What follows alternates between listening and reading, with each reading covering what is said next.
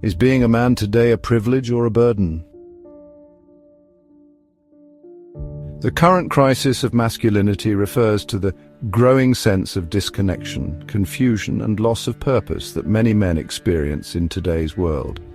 This phenomenon is driven by social, cultural, and economic changes that challenge traditional norms of what it means to be a man.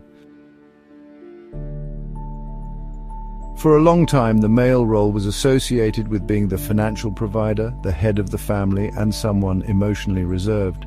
Today, men are also expected to be sensitive, open, and capable of expressing vulnerability, leading to internal conflicts. The rise of feminist and LGBTQIA+ movements has questioned the traditional image of the alpha male, sometimes resulting in resistance, insecurity, or a sense of losing space.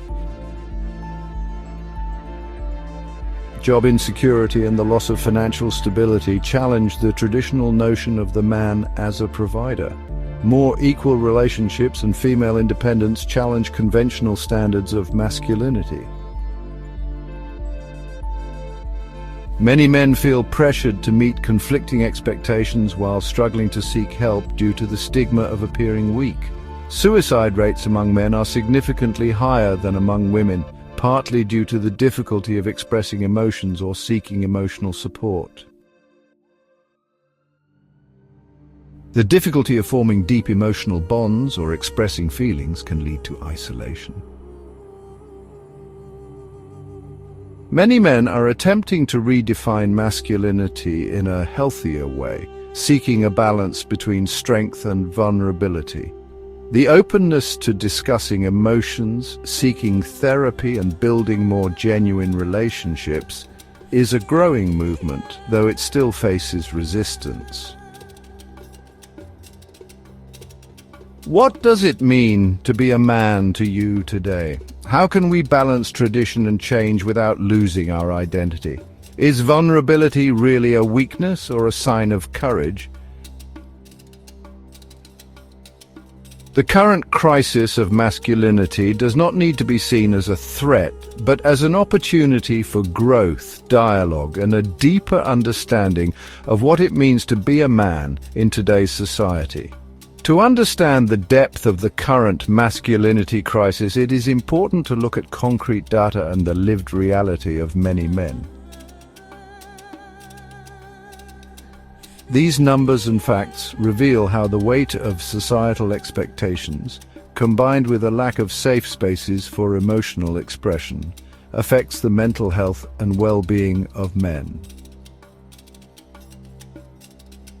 Male suicide rates are 3 to 4 times higher than female rates in many parts of the world. According to the WHO, around 510,000 men take their own lives each year, roughly 1 every minute. Men tend to seek psychological help less often. Only 30% of therapy patients are men. Studies show that many men suffer from undiagnosed depression due to difficulty recognizing or admitting signs of vulnerability. The pressure to man up makes many men deal with their emotional problems alone, worsening the situation. The abusive use of alcohol and substances is more frequent among men as a way to cope with stress and frustration. About 1 in 5 men report having no close friends with whom they can share their feelings. Male friendships often revolve around activities and competition, making deeper, more meaningful conversations difficult. Changes in the job market, such as the decline of industrial jobs and the rise of the service sector, challenge the traditional male identity as a provider. Unemployment and job insecurity affect the self-esteem and sense of purpose of many men. The expectation of financial success and continuous stability leads many to feel like failures or insufficient.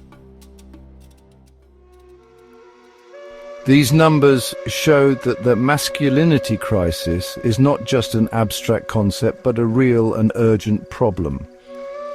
There is a disconnect between what is expected of men and the reality they live.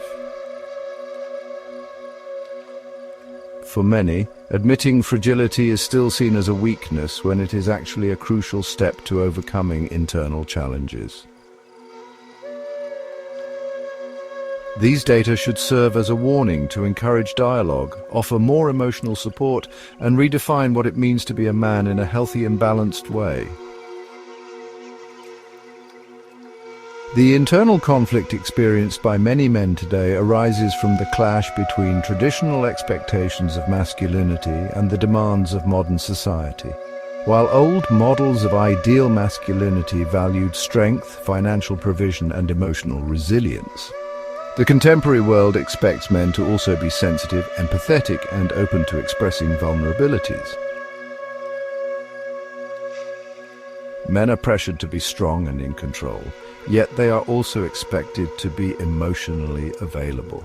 Society demands financial success, but also family balance and emotional well-being.